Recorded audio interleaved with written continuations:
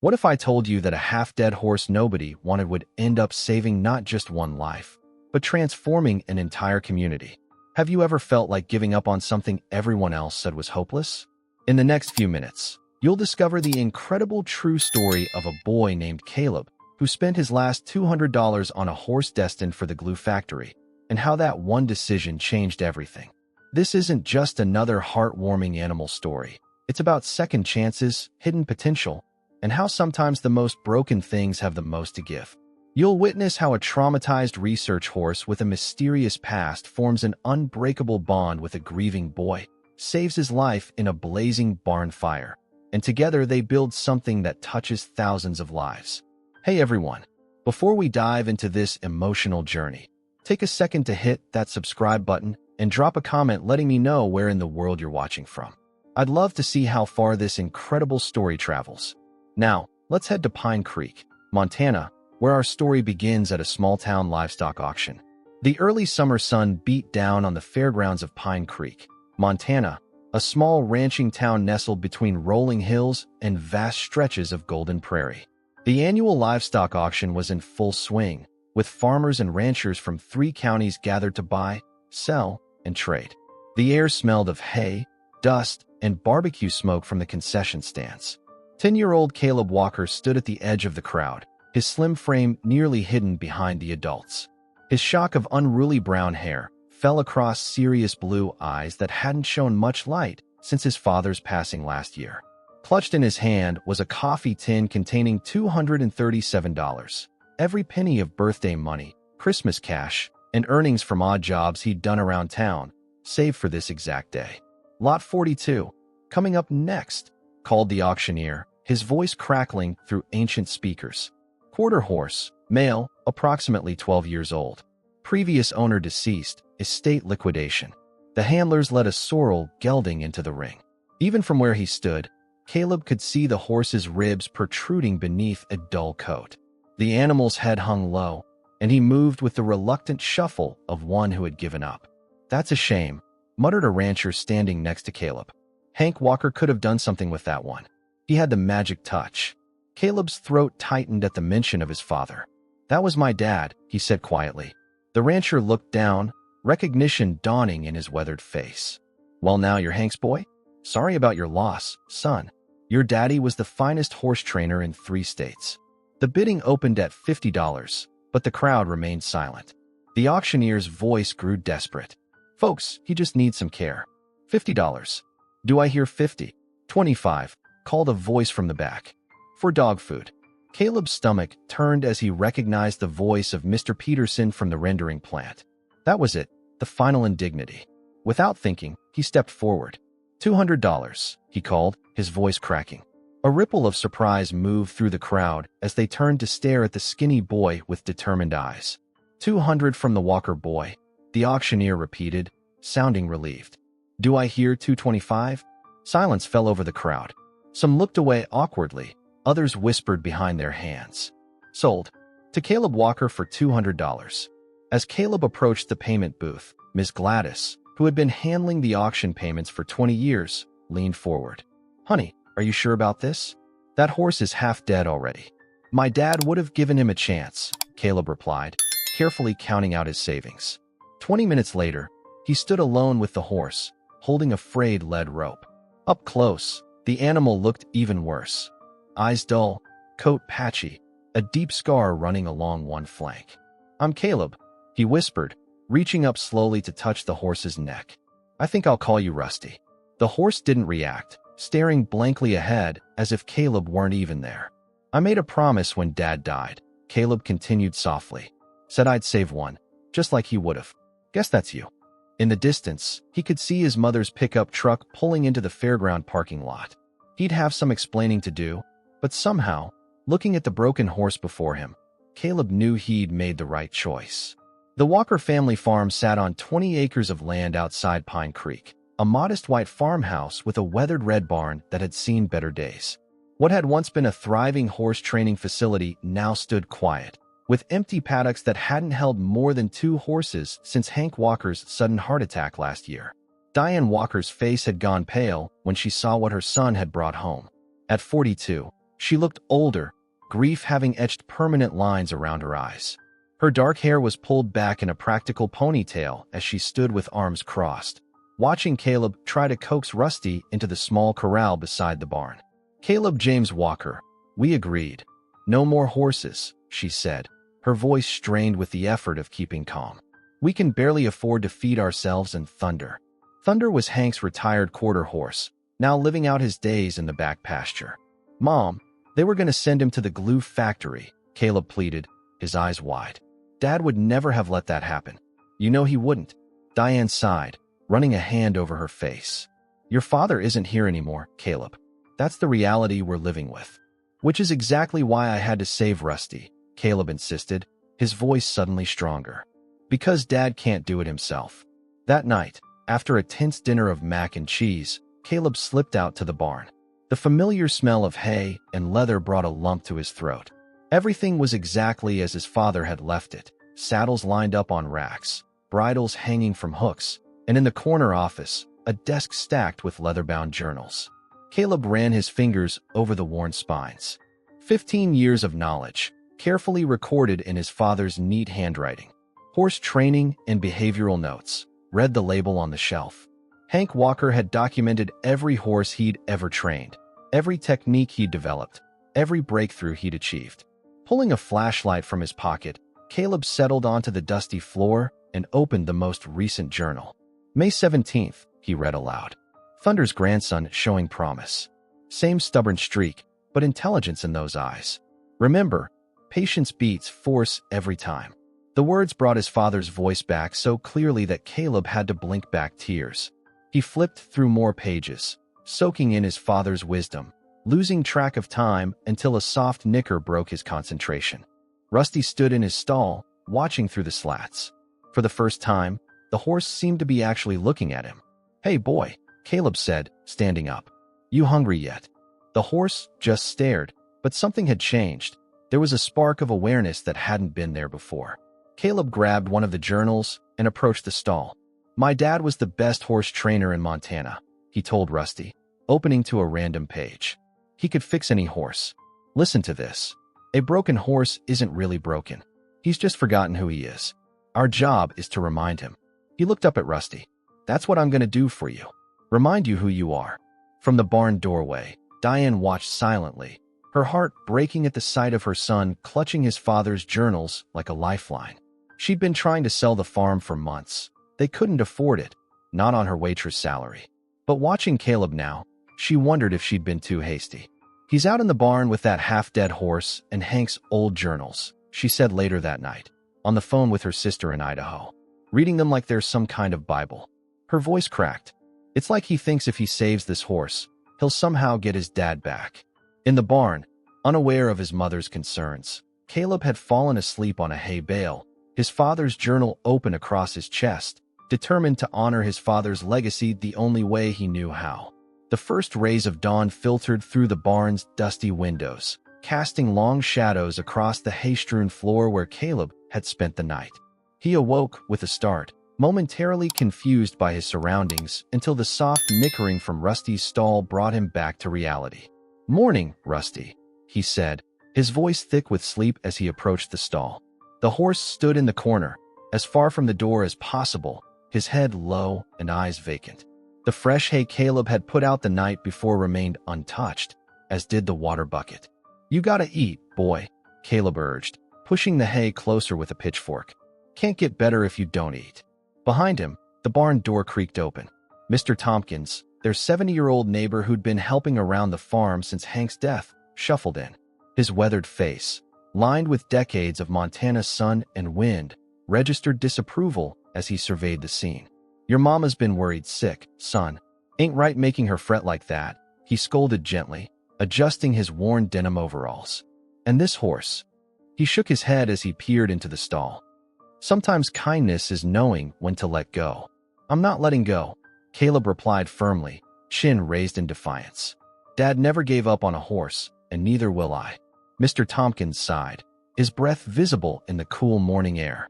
"Your daddy had 30 years of experience, boy. And even he would think twice about this one." He gestured toward Rusty. "That there's a horse that's given up on living. I've seen that look before. Throughout the day, Caleb remained steadfast by Rusty's stall, reading aloud from his father's journals, offering handfuls of sweet feed, apple slices, and fresh carrots from their garden. Nothing worked. Rusty remained motionless, his only movements the shallow rise and fall of his ribcage. By afternoon, Diane Walker had reached her limit. She strode into the barn, still wearing her waitress uniform from her morning shift at the Pine Creek Diner. "Caleb, you haven't eaten since yesterday. This isn't healthy," she said, placing a sandwich on a nearby hay bale. Dark circles hung beneath her eyes, evidence of another sleepless night. "Dr. Martinez can be here in an hour or two to help Rusty move on peacefully." "No," Caleb shouted, jumping to his feet. "You can't do that. You can't just kill him because he's having a bad day." "It's not just a bad day, honey," Diane said, her voice softening as she knelt to her son's level. "Look at him. He's suffering. He just needs time," Caleb insisted, tears threatening to spill. "Dad's journal says sometimes horses shut down when they're moved to a new place. They need to feel safe before they can get better." Diane rubbed her temples, a habit she'd developed since becoming a widow. 3 days, Caleb. If he doesn't eat in 3 days, we have to make the hard choice. For his sake, not ours." That night, after his mother had gone to bed, Caleb sneaked back to the barn with his sleeping bag. The summer night had turned unexpectedly cold, and he spread his father's old ranch coat over himself for extra warmth. "I know you can hear me," he whispered to Rusty in the darkness. "I don't care what they say. I'm not giving up on you." For hours, he talked to the horse, telling stories about school, about the times his father had taken him riding, about the dreams he'd had of following in Hank's footsteps. Sometime past midnight, exhaustion overtook him, and he drifted off to sleep. A soft nudge against his foot woke him. Moonlight streamed through the barn window, illuminating Rusty's face. The horse had moved from his corner and was now standing near Caleb, gently pushing at his foot with his nose.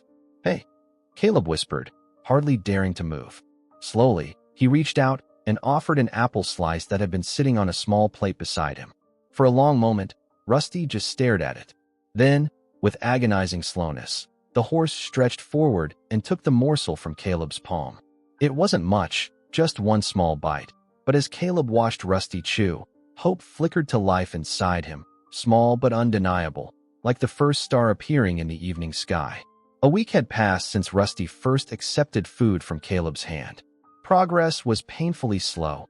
The horse now ate regularly, but remained distant and unresponsive to any commands or attempts at connection. Each morning, Caleb would arrive at the barn before school, and each evening, he'd return until well after sunset, determined to break through whatever invisible wall separated him from truly reaching Rusty. Saturday morning arrived with a thunderstorm that rattled the windows of the Walker farmhouse. Caleb sat at the kitchen table, poring over the auction paperwork he'd received when purchasing Rusty. His mother placed a plate of pancakes in front of him, stealing a concerned glance at the papers.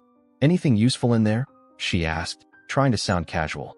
Diane had softened her position on Rusty after seeing the horse begin to eat, but Caleb could tell she remained skeptical about the animal's prospects. "Not really," Caleb sighed, pushing around a piece of pancake with his fork.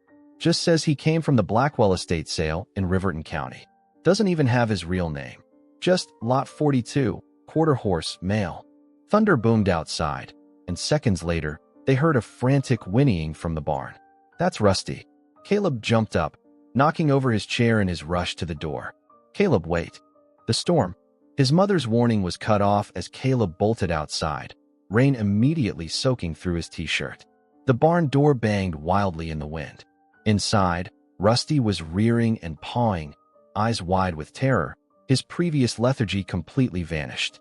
Thunder crashed again, and the horse slammed against his stall door, splintering the wood. "Whoa, easy boy," Caleb shouted, but his voice was lost in the noise of the storm and the horse's panic. Mr. Tompkins appeared beside him, rain dripping from his hat. "He's gonna hurt himself." Horse like that, with his history, probably never been properly desensitized to storms. Caleb's mind raced.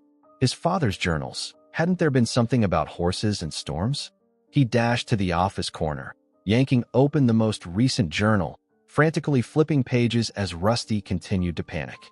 "Here," he exclaimed, finding an entry about a particularly skittish mare. Dad wrote that some horses respond to specific cues during stress, verbal triggers that override their panic response. Rushing back to the stall, Caleb tried the standard commands: whoa, easy, settle. Nothing worked. Rusty only seemed to grow more frantic with each passing second. Check the auction paperwork, Mr. Tompkins shouted over the noise. Sometimes trainers register command words, especially with valuable horses. Caleb sprinted back to the house, tracking mud across the kitchen floor as he grabbed the paperwork. His eyes scanned desperately until he found a small notation at the bottom of the third page. Previous owner: Edward Blackwell, trainer, H. Reeves. H. Reeves, Caleb muttered, running back to the barn. The name sounded vaguely familiar. Had his father mentioned a Reeves before? Back in the barn office, he dug through the older journals, finding an entry from 4 years earlier. Helped Harrison Reeves with that troublesome chestnut today. Unusual training style. Uses Spanish commands instead of English. Effective, though. Spanish commands. Worth a try? Approaching the stall again, Caleb cleared his throat. Tranquilo, he called out, the word feeling strange on his tongue. No response. Calma, he tried again. Rusty continued to panic. Running back to the journals, Caleb found another entry. Reeves' trick with that nervous Andalusian cross worked like magic. One word. Sereno. And the horse went from hurricane to still water. Caleb rushed back to the stall. Sereno, he called out firmly, making direct eye contact with the frightened horse. The effect was immediate and astonishing. Rusty stopped mid-rear, his front hooves returning to the ground. His ears, which had been pinned back in fear, slowly rotated forward. His breathing, though still heavy, began to normalize. Sereno, Caleb repeated, softer this time, extending his hand through the stall bars. To his amazement, Rusty approached, gently pressing his muzzle against Caleb's open palm. Mr. Tompkins stood in stunned silence. Well, I'll be. It worked, Caleb whispered, hardly believing his eyes. We found your password, boy. As the storm continued to rage outside, Caleb remained with Rusty, repeating the calming word whenever thunder rumbled. With each repetition, the connection between them strengthened, an invisible thread of trust beginning to form. In the doorway of the barn, Diane Walker watched, a complex mixture of emotions playing across her face: pride in her son's determination, grief for her husband's absence, and for the first time in months, a small but undeniable glimmer of hope. The late July sun crested over the eastern hills, bathing Pine Creek in golden morning light. In the Walker family's paddock, a sight unimaginable just a month earlier was unfolding.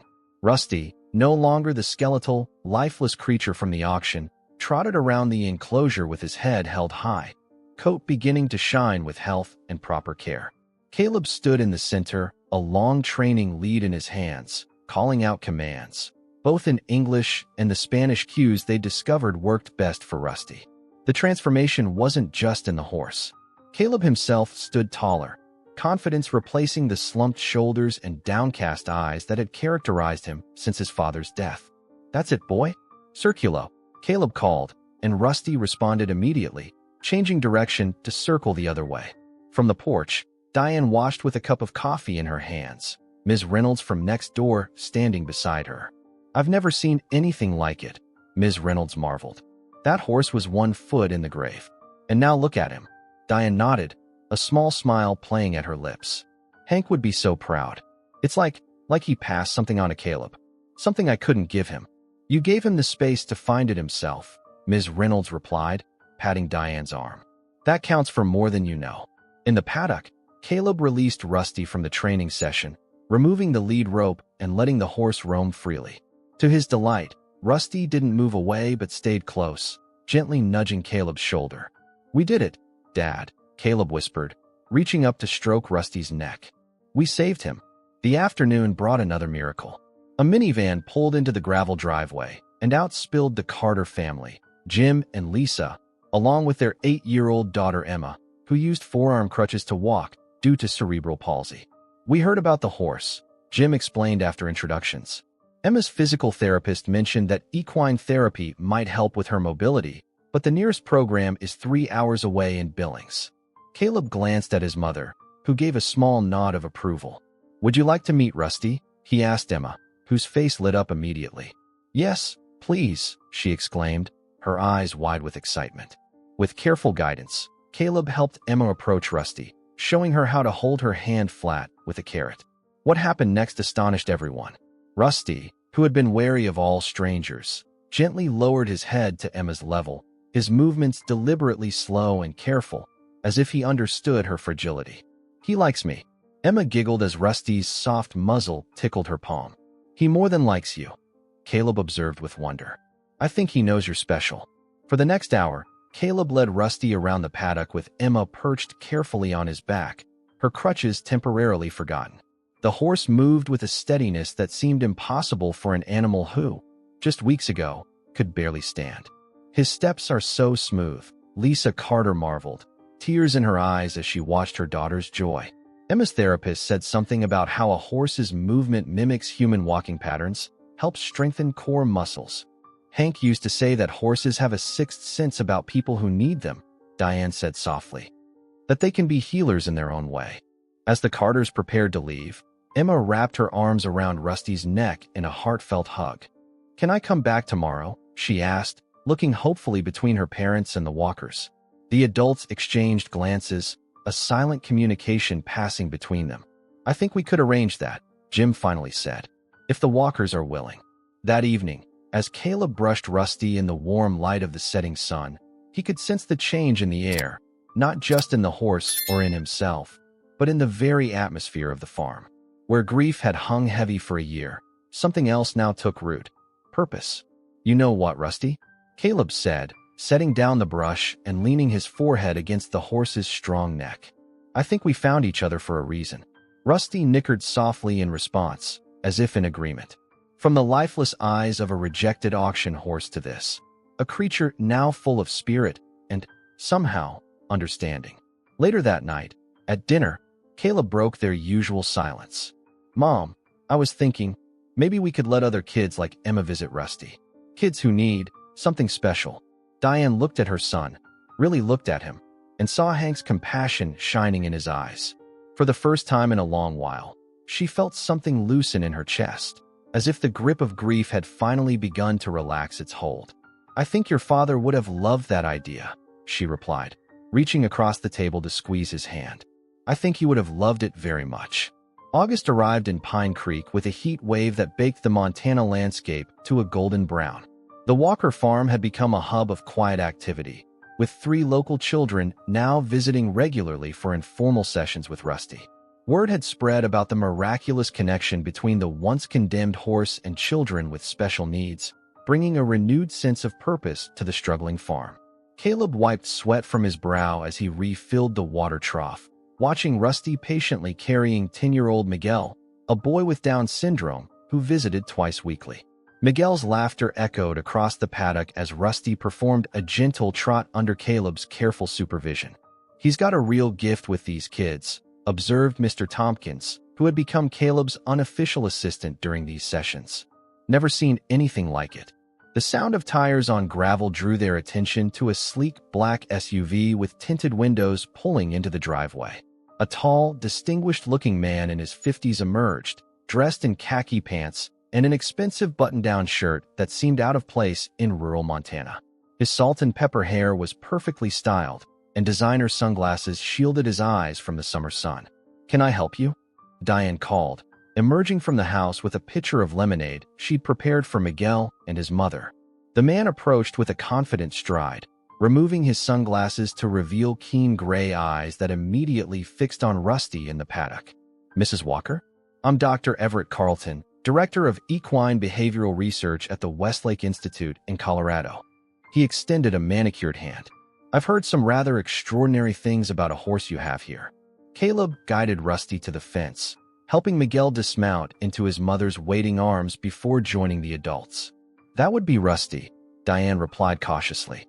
Something about the man's calculating gaze made her instinctively protective. Dr. Carlton's smile didn't quite reach his eyes as he assessed Rusty from over the fence. Remarkable. Truly remarkable. When I received reports about a horse demonstrating exceptional empathetic responses toward children with disabilities, I assumed they were exaggerated. But I can see there's something special here. Reports? Caleb asked, stepping closer to Rusty. From who? Word travels in specialized circles, young man. Carlton replied dismissively. The therapeutic writing community is quite connected. After Miguel and his mother departed, Carlton requested a private demonstration. For nearly an hour, he observed as Caleb put Rusty through various exercises, taking notes on a sleek tablet and occasionally murmuring into a small recording device. The horse's responsiveness is unprecedented, he finally declared, turning to Diane. Mrs. Walker, the Westlake Institute would like to acquire this animal for our research program. We're prepared to offer you $50,000. The figure hung in the air like a thunderclap. Caleb's eyes widened, and even Mr. Tompkins let out a low whistle. That's very generous, Diane stammered, clearly blindsided by the offer.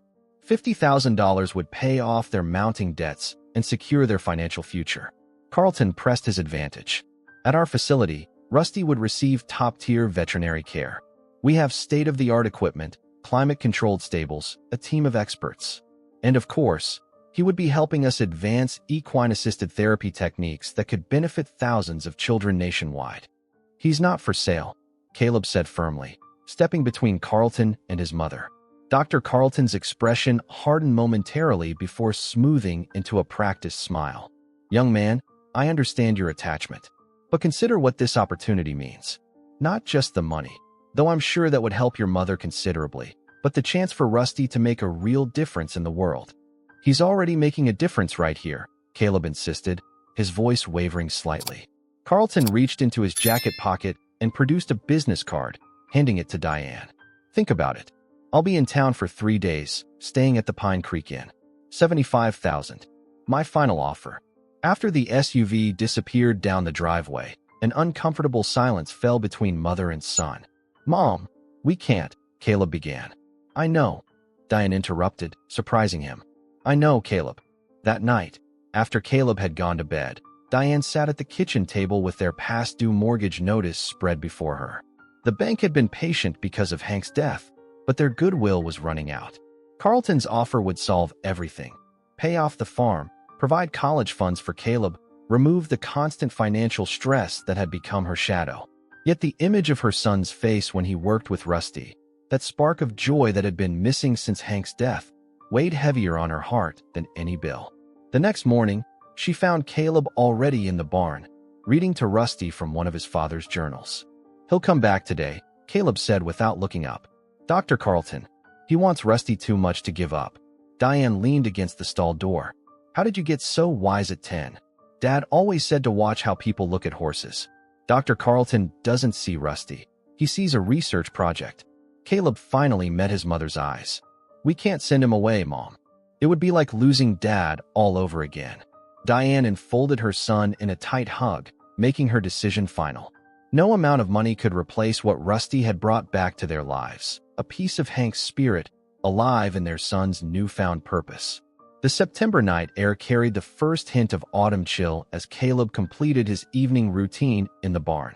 Rusty watched contentedly from his stall as the boys swept the concrete floor and organized the tack room. Tasks that had once belonged to Hank Walker, but now fell naturally to his son. We're getting 3 new kids next week, Caleb told Rusty, pausing to feed him an apple slice. The school counselor called Mom today, said there's a waiting list forming. He grinned, scratching behind the horse's ears. You're getting famous around here, you know that? It had been 2 weeks since Dr. Carlton's visit. After Diane had firmly rejected his final offer of $100,000, the man had left town with a thinly veiled warning. You're making a serious mistake. That horse belongs in a proper research facility. Caleb yawned as he hung up the broom. Night, Rusty. See you in the morning. The horse nickered softly in response. Midnight came and went. In his bedroom, Caleb dreamed of galloping across open fields on Rusty's back, free and untroubled.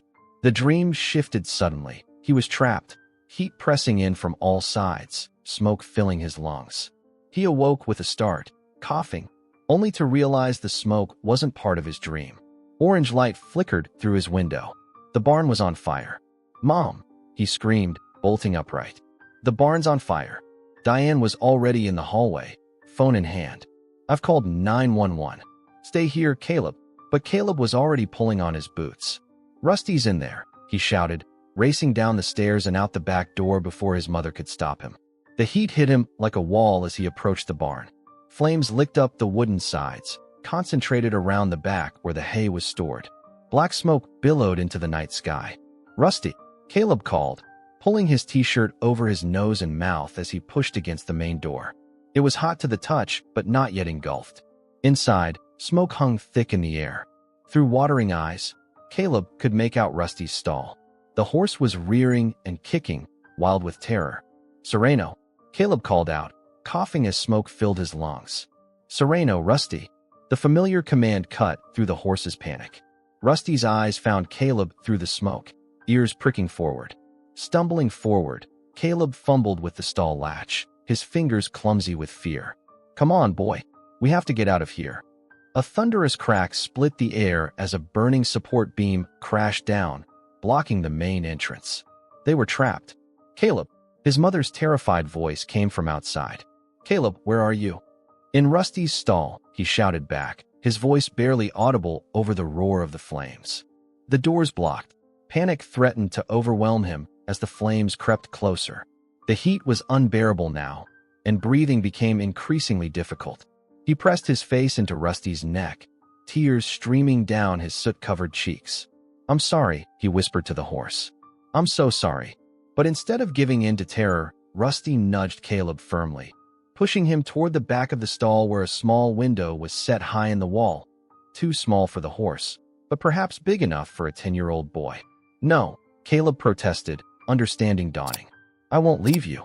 Rusty nudged him again, more insistently. Then, to Caleb's astonishment, the horse lowered himself to his knees, creating a platform beneath the window. Through his tears, Caleb remembered one of his father's journal entries. Intelligence in horses isn't just about following commands. It's about problem-solving when it matters most. With no other choice, Caleb climbed onto Rusty's back, reaching for the window.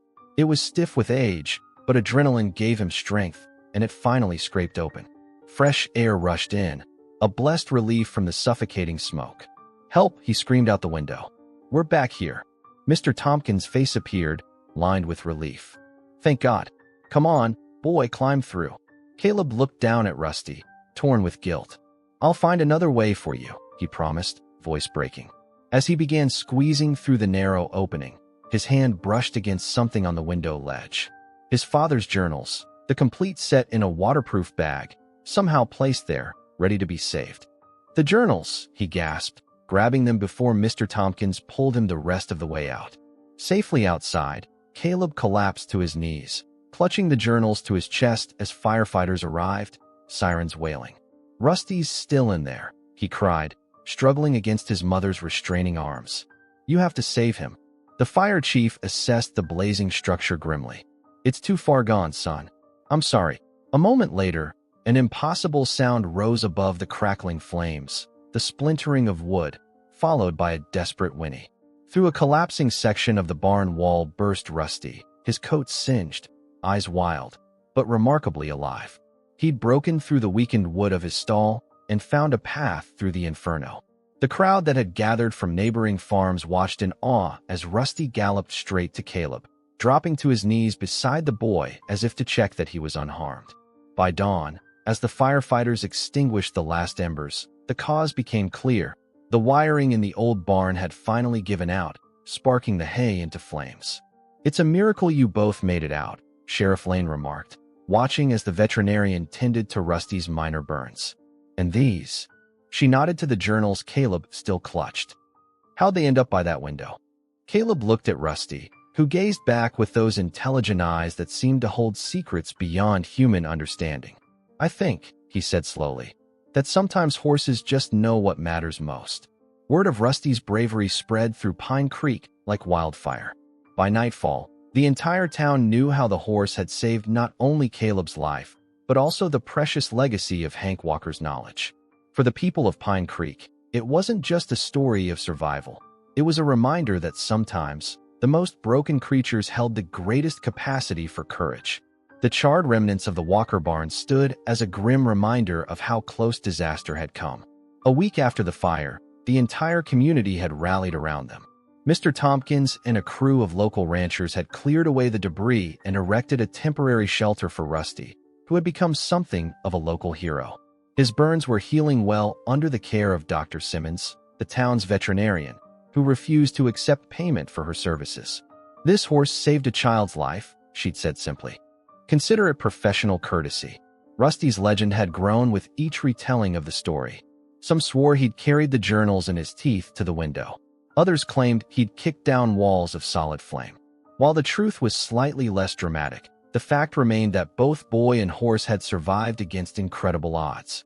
On a crisp fall morning, Sheriff Martha Lane's patrol car pulled up the gravel drive.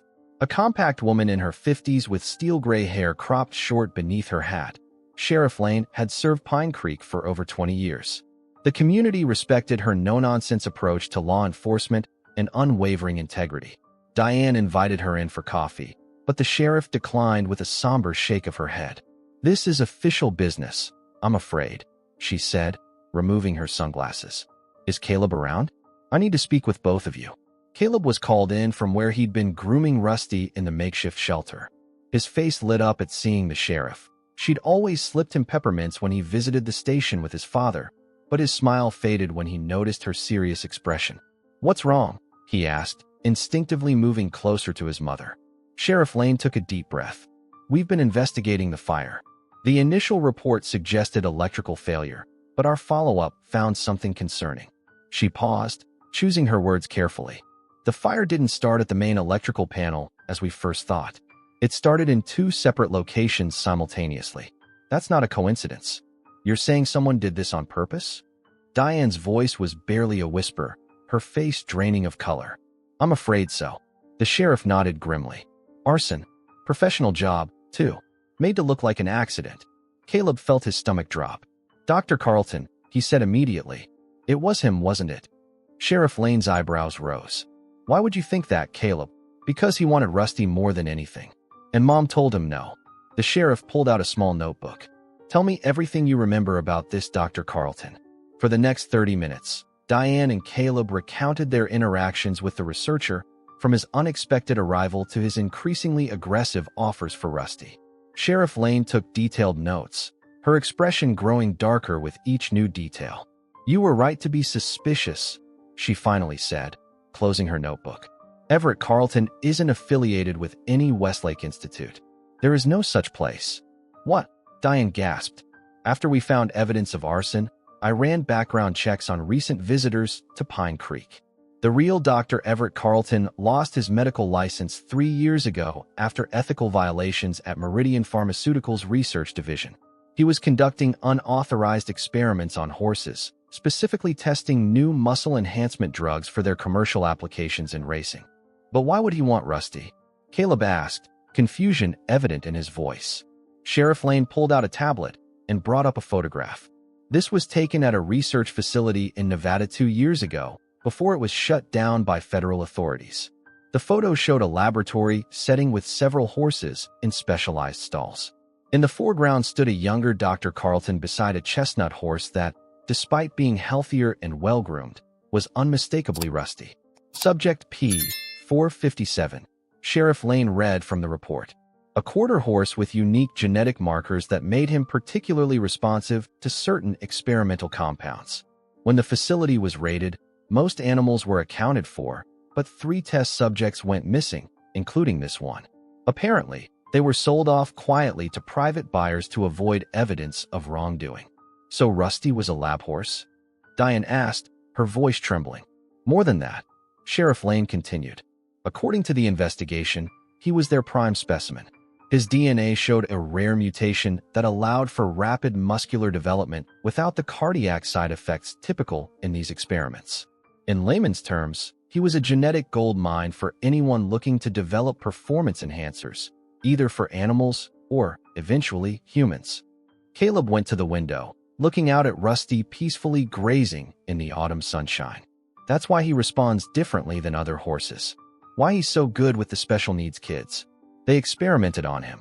And why Carlton was willing to pay so much to get him back," Diane added, the pieces falling into place. "But burning down our barn? He could have killed Caleb." Sheriff Lane's expression hardened. I don't think he cared much about collateral damage. People like Carlton see the world through dollar signs. Your horse is potentially worth millions to pharmaceutical companies willing to skirt ethical boundaries. What happens now? Caleb asked, fear evident in his young voice. We've alerted the FBI. They've been building a case against Carlton for years. This could be what finally brings him down. Sheriff Lane stood, placing a reassuring hand on Caleb's shoulder. In the meantime, I've arranged for Deputy Wilson to patrol your property regularly, and I'd suggest keeping Rusty close to the house at night. After the sheriff left, Caleb sat on the porch steps, processing everything he'd learned. Rusty approached from his grazing area, sensing the boy's distress as he so often did, and gently pressed his muzzle against Caleb's shoulder. Is that why you were so sad when I found you? Caleb whispered, wrapping his arms around the horse's neck. Because of what they did to you. That evening, as Diane prepared dinner, the phone rang. The sheriff's voice came through, tight with excitement. They got him, she announced without preamble. Carlton was attempting to board a private plane at the county airstrip. Had all his research materials with him, enough evidence to put him away for a very long time. As Diane relayed the news to Caleb, relief washed over them both. Yet a deeper question lingered in the air between them. What did this mean for Rusty's future? If he truly was a valuable research subject, would others come looking for him? For now, at least, they were safe. And as night fell over Pine Creek, Caleb dragged his sleeping bag out to Rusty's shelter, determined that whatever came next, they would face it together. October painted the Montana landscape in brilliant reds and golds as the Walker farm prepared for visitors unlike any they'd received before. 3 weeks after Dr. Carlton's arrest, he now faced federal charges for animal cruelty, fraud, arson, and attempted murder. A sleek sedan with government plates pulled into the driveway. Caleb stood nervously on the porch, Rusty beside him. The horse, now fully recovered from his burns and healthier than ever, seemed to sense the importance of the occasion, standing alert with his ears pricked forward. 2 women and a man emerged from the car. The older woman, Dr. Eleanor Whitman, introduced herself as the director of the American Equine Foundation. Her colleagues were Dr. James Chun, a veterinary geneticist, and Sarah Perez, the foundation's community outreach coordinator. We've heard quite a story about you too, Dr. Whitman said, her kind eyes moving from Caleb to Rusty. Unlike Carlton's clinical assessment, her gaze held genuine warmth. May we see what you've been doing here? For the next hour, Caleb demonstrated Rusty's remarkable abilities with 2 of the special needs children who had become regular visitors, Emma with her cerebral palsy and Miguel with Down syndrome. The foundation representatives watched intently as Rusty adjusted his movements to each child's specific needs, showing patience and gentleness that seemed almost human in its understanding. Extraordinary, Dr. Chun murmured, taking notes. His instinctive responses to different disabilities are unlike anything I've documented in equine behavior studies. After the children departed, the adults gathered around the kitchen table while Caleb took Rusty back to his shelter. Through the window, Diane watched her son talking animatedly to the horse, a sight that still filled her with wonder even months after Rusty's arrival. Mrs. Walker, Dr. Whitman began. We've reviewed the files seized from Dr. Carlton's research. What he was doing was unconscionable, but it has given us valuable insight into Rusty's unique capabilities. Diane tensed. If you're here to take him for more research, quite the opposite, Dr. Whitman assured her quickly. The American Equine Foundation was established specifically to protect horses like Rusty from exploitation. What we're proposing is a partnership. Sarah Perez opened her laptop, displaying a presentation. We'd like to establish a pilot program here at your farm, a therapeutic riding center for children with special needs. The foundation would provide funding for a proper stable facility to replace your barn, specialized equipment, and training for both you and Caleb in therapeutic riding techniques. And Rusty? Diane asked cautiously. Stays right here, Dr. Chen answered. He's bonded with Caleb. Separating them would be detrimental to both. With your permission, I'd like to conduct non-invasive observational studies of their interactions, but Rusty would never set foot in a laboratory again. That's our promise. When Caleb returned to the kitchen, the adults explained the proposal. His eyes widened with each detail. A new, larger barn with an indoor riding arena for winter months. Proper fencing for the entire property. A small herd of therapy horses to join Rusty. And most importantly, training that would allow him to become a certified therapeutic riding instructor when he was older. You mean we get to stay here? And keep helping kids? He asked, hardly daring to believe it. That's exactly what we mean, Sarah smiled. Your father's property has the perfect layout for this kind of facility. And you, young man, have a natural talent that can't be taught. Dr. Whitman leaned forward. There's one more thing. In our research on Rusty's history, we discovered something I think you'll want to know. She slid a folder across the table. Rusty wasn't his original name. Caleb opened the folder to find a registration certificate with a photograph of a younger Rusty. His registered name was Freedom's Promise, he read aloud, voice catching with emotion. Bred by Harrison Reeves, the same trainer mentioned in your father's journals, Dr. Chun explained. Before Carlton acquired him for experiments, Rusty, or Promise, was being trained specifically for therapeutic riding. It seems he's come full circle, finding his way back to his intended purpose. As October gave way to November, construction began on the new facilities. The story of Caleb and Rusty had spread throughout Montana and neighboring states, bringing donations and volunteers eager to support the emerging Walker Equine Therapy Center. Sheriff Lane secured a grant from the county for a proper access road. Mr. Tompkins oversaw the construction crews with the vigilance of a man half his age. And most surprisingly, the bank that held their mortgage announced a restructuring that made keeping the farm financially viable, acknowledging the community service the new center would provide. On a crisp Sunday afternoon, as yellow excavators prepared the foundation for the new barn, Diane found Caleb sitting on the fence beside Rusty, watching the activity with quiet contentment. "Did you ever imagine all this?" she asked, joining him on the fence rail. Caleb shook his head. "Not really. I just wanted to save one horse, like Dad would have done." "Your father saved horses because he understood their value," Diane said softly. "But you saw something in Rusty that no one else did. Not even Hank might have recognized it." "I think Dad would have," Caleb replied, leaning his head against her shoulder. "He always said every horse deserves a second chance because you never know what they might become." As if understanding, Rusty, now officially renamed Promise in the Foundation's records, though Caleb still called him Rusty in private, nickered softly and pressed his forehead against the boy's knee. "Mrs. Walker." "Caleb," Sarah Perez called from the house porch. "Channel 7 News is here for the interview about the center." Diane chuckled. "Ready to be a local celebrity?" Caleb groaned good-naturedly. "Do I have to?" "Consider it practice," his mother replied with a smile. "The foundation says we'll have a waiting list of families wanting to bring their children here once we open in the spring." As they walked toward the house, Rusty followed without being led, a silent guardian to the boy who had saved him. Behind them, the framework of a new beginning took shape against the vast Montana sky, a testament to the healing power of second chances for horses and humans alike. Spring arrived in Montana with a riot of wildflowers and new beginnings. The Walker Equine Therapy Center prepared for its grand opening, scheduled for the first weekend in May. What had once been a struggling horse farm was now a state-of-the-art facility, complete with an indoor arena, a stable that could house 12 therapy horses, and accessible pathways designed for children with mobility challenges. At the center of it all stood Caleb, now 11, and Rusty, the horse that had changed everything. Though 5 other specially trained therapy horses now occupied the stables, Rusty remained special, not just to Caleb, but to everyone who encountered him. "You nervous about tomorrow?" Diane asked, finding Caleb in Rusty's stall, meticulously grooming the horse's gleaming coat. Gone was the skeletal creature from the auction.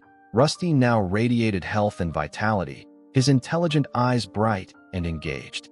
"A little," Caleb admitted, working the brush over Rusty's flank. "Dr. Whitman says there might be 200 people here, plus the governor." Diane smiled, leaning against the stall door. "Hard to believe, isn't it? From almost losing the farm to all this." "I keep thinking about Dad," Caleb said quietly, wondering if he'd be proud. "Oh, honey," Diane's voice softened. "He'd be beyond proud. You've taken what he loved and made it into something even more beautiful." Early the next morning, before the crowds arrived, Caleb took Rusty for a private ride around the property's perimeter. The sun was just cresting the eastern hills, bathing everything in golden light. "Just you and me for a minute, boy," he whispered, patting Rusty's neck. before we have to share everything with the world. As they crested a small hill overlooking the farm, Caleb reined Rusty to a stop. Below them, the new facilities gleamed. White fences, the red barn with its American flag fluttering in the morning breeze, and the sign at the entrance. Walker Equine Therapy Center, where healing happens one hoofbeat at a time. "We did it, Dad," he whispered to the sky. "We really did it." By noon, the center was filled with visitors. Families with special needs children eagerly signed up for the program. Reporters from 3 states conducted interviews, and the governor of Montana delivered a speech about rural innovation and community spirit. Dr. Eleanor Whitman stood at the podium, addressing the assembled crowd. "What you see here today represents the very best of the human-animal bond.